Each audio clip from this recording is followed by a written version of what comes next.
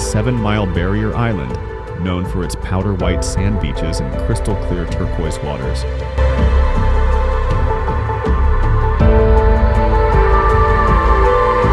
Anna Maria Island is home to 3 cities: City of Bradenton Beach to the south, City of Holmes Beach in the center, and the City of Anna Maria to the north.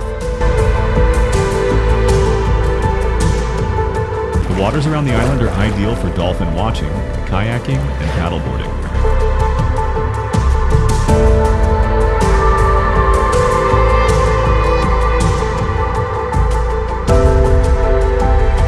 Bean Point Beach is a hidden gem at the northernmost tip of Anna Maria Island, where Gulf of Mexico meets Tampa Bay.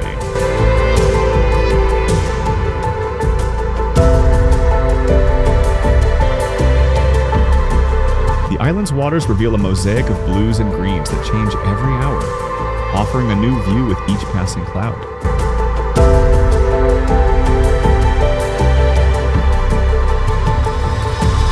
With minimal commercial development or crowds, the island maintains a quiet, raw, and unspoiled beauty.